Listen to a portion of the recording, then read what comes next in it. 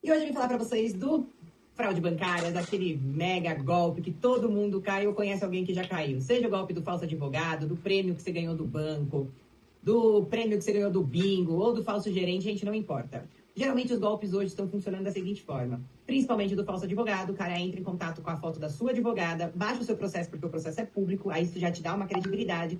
Você acha que é alguém que trabalha com o seu advogado, e aí ele fala que o seu caso ganhou. Tipo, você protocolizou ontem e já ganhou. É impressionante como é rápido o judiciário.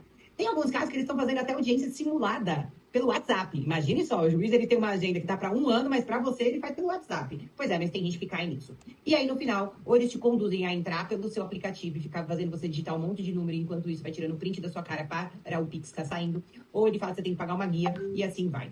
Eu trouxe para vocês um caso, que eu falo muito sobre como eu recupero dinheiro, mas eu nunca trouxe para vocês um caso efetivo, mostrando e comprovando. E aqui é um caso de um senhorzinho que, inclusive, apareceu na Record, porque quase todos os meus clientes eu coloco na Record, porque eu acho que isso demonstra também credibilidade no meu trabalho e também mostra para o mundo os tipos de golpes que estão acontecendo. Então, faz com que as pessoas aprendam a não cair no golpe. Esse senhorzinho, ele tinha acabado de sair do hospital, estava tomando 30 remédios, tá? E ele tinha uma conta de investimento num banco. Detalhe, ele nunca fez um Pix na vida. E essa conta especificamente, gente, ele só fazia TED, porque essa conta era uma conta de investimento que ele fazia TED para a conta dele, que era uma conta corrente com outro banco que ele utilizava. Ok. Entrou em contato um cara se passando por advogado, porque ele tinha um processo contra o plano de saúde, óbvio, e ele falou que ele ganhou uma ação. Só que ele precisava entrar em contato com o aplicativo dele para digitar alguns códigos. E ele, por estar dopado de remédio e não entender nada do que está acontecendo no mundo, começou a digitar esses códigos. Esses códigos eram códigos do Pix. E, conforme ele ia fazendo o tal do Pix, iam tirando foto. O aplicativo tira foto para reconhecer você. E ele nem sabia o que estava acontecendo na tela. Só que existem alguns detalhes, gente. Além disso, os ladrões aumentaram o Pix dele para R$ 1 milhão. Ele nunca usou o cheque especial. Então, ele usou o cheque especial, uma solicitação de aumento para R$ 200 mil. Resumo da ópera, saldo negativados em R$ 204 mil. E aí as perguntas que todo mundo faz, mas a culpa não foi da pessoa que caiu no golpe? Depende. Eu vou te falar por que depende. Porque o banco ele tem a obrigação de te dar um serviço com segurança.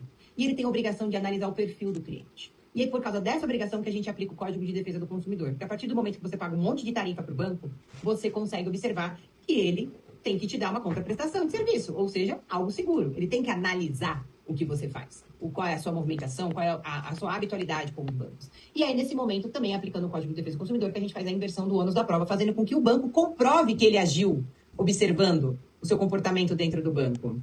E, além disso, que ele tem que comprovar que você, cliente, forneceu senhas ou dados pessoais para o golpista, o que não aconteceu, tá? E, além disso, gente, as transações foram realizadas de formas atípicas nesse caso. Todos os casos geralmente são assim. Incompatíveis com o perfil do cliente, o que mostra falha no sistema de prevenção de fraude do banco. E é por isso que a gente consegue responsabilizar os bancos, porque eles falham no sistema de prevenção de fraude. Uma vez que o cliente, gente, só usava TED, nunca tinha utilizado Pix, e sempre utilizou o seu saldo disponível, jamais tinha utilizado o cheque especial, até porque ele tinha mais de 2 milhões dentro da conta dele de investimento. E esse é um ponto que é relevante para o juiz analisar onde está a falha. E detalhe, eles aumentaram o limite para 1 milhão. Quem tem um limite no Pix de 1 milhão, não condizendo com o perfil do cliente? E mais uma vez, o juiz observa esses detalhes que faz com que o banco demonstre a falha da segurança, como, por exemplo, além de nunca ter feito o Pix, ele realiza ativa o Pix e aí faz 8 transações seguidas, o que em valores exorbitantes, o que demonstra fraude também, que não é o perfil do cliente. E o banco sequer coloca um sistema de segurança para aguardar 24 horas para a liberação desse aumento do Pix ou aumento do cheque especial.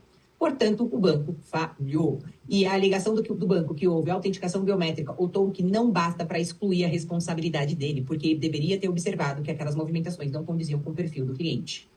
E isso, gente, faz com que você que já pensou que, nossa, perdi o meu dinheiro, tô lascado, você pode sim estar perdendo dinheiro em não procurar processar o banco. Porque o banco, todas as vezes que você entra em contato com ele solicitando dinheiro de volta, meu amor, eles não devolvem. Eles te deixam 30 dias lá na banho-maria e não devolvem. Então, essa daqui é uma ação onde o banco foi condenado a devolver o dinheiro de R$ 204 mil, gente.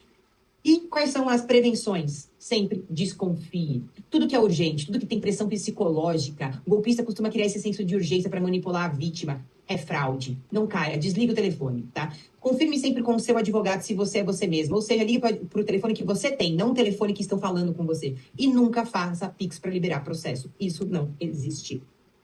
E se você tiver alguma dúvida, gente, Fique esperto, porque os criminosos estão utilizando tecnologias, dados pessoais, engenharia social e manipulação emocional. Quando houver falha na segurança, movimentação incompatível ou ausência de proteção adequada, o consumidor pode buscar, sim, a reparação judicial. Na era digital, segurança não depende apenas do cuidado individual. Também depende da responsabilidade de quem oferece esse serviço. Eu sou a doutora Bruna Kusumoto, eu sou especialista em direito bancário e combate a fraudes bancárias. Eu recupero o seu dinheiro. Muito obrigada.